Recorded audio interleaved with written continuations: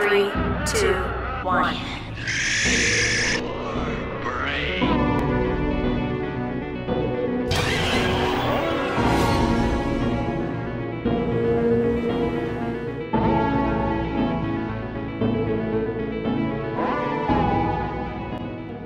Welcome to Ghost Pirate Presents Horrorween. This is episode 1 of 13 Halloween Entertainment Recommendations. On this episode, I'll be talking about the 1931 film starring Bela Lugosi, Dracula. I am Dracula. So like many of you, I celebrate Halloween the entire month of October. Actually, I even start a little bit in September. So I decided that there's no better film to kick off the month of Halloween like the movie Dracula. To me, Dracula is perfect to kick this off. I have so many great memories with this movie. I remember a few years back, me and my sister went and actually saw Dracula in theaters, and it was just so cool seeing this classic movie that I've watched my entire life up on the big screen. It was really exciting and just really fantastic to see this movie the way it was meant to be seen.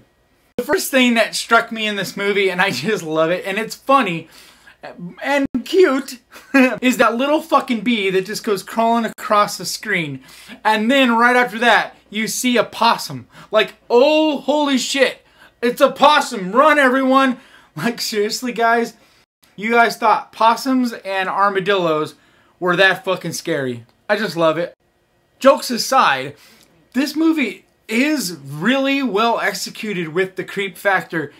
There's just such a beautiful elegance to the way this movie's shot and the atmosphere that they create. They were able to, with black and white, do that a lot of films couldn't do, because without having the luxury of color, everything just kind of looks the same to a certain extent. So atmosphere was harder to create. But they were able to just really create this creepy, scary atmosphere that not a lot of movies were able to do. Especially, like I said, not having the luxury of color. So then, after the atmosphere is set and some of your characters are presented, there's just this amazing moment when you first meet Count Dracula, Bela Lugosi. Bela Lugosi is just so iconic for a reason in this role. He is Dracula. Just the way he glides around the screen, the way you can't keep your eyes off of him.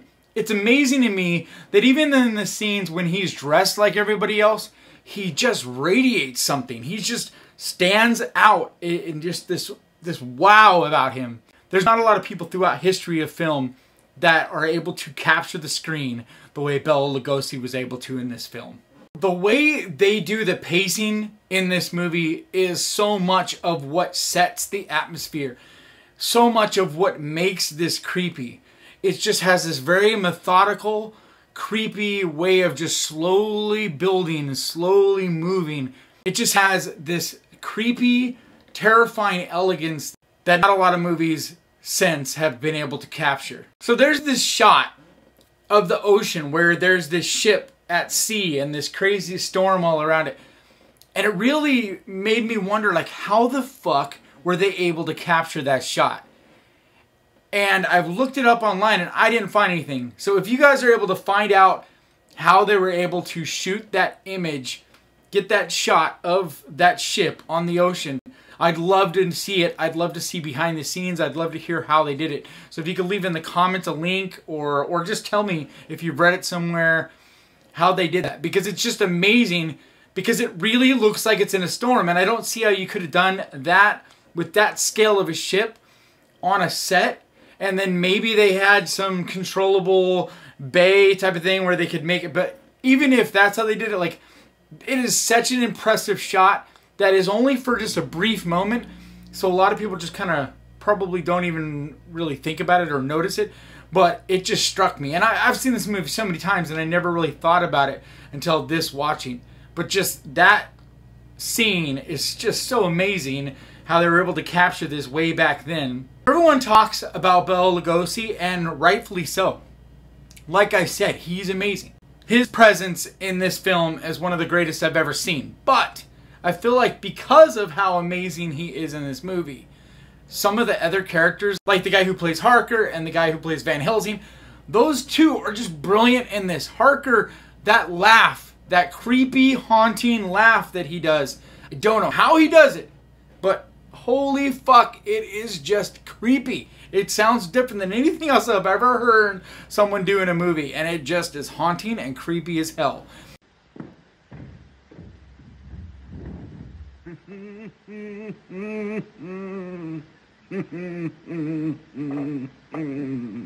And then the presence that Van Helsing has, the way he carries himself with this strong, kind of silent type, it's just really cool.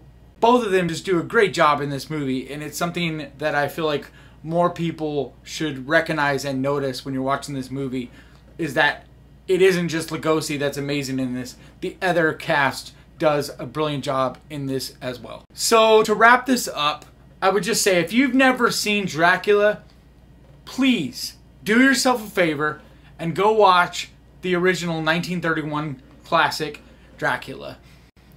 The thing is, a lot of younger people may not get with the black and white classic type of film, and I get it. It's much slower. There isn't gore. There's a lot of the things missing that you love about horror, and I understand that. But I feel like if you truly want to understand and truly enjoy horror, that you should go back and look at the history of where it all came from. And without movies like Dracula, Wolfman, Frankenstein, Creature in the Black Lagoon, etc., without those universal classic monsters, we wouldn't have Jason, Freddy, etc. You wouldn't have that today. Those movies are the building blocks. And I feel like it's just important to slow your mind down and go and see. But I just feel like it's really important to see where it all started. So I highly recommend the 1931 film Dracula.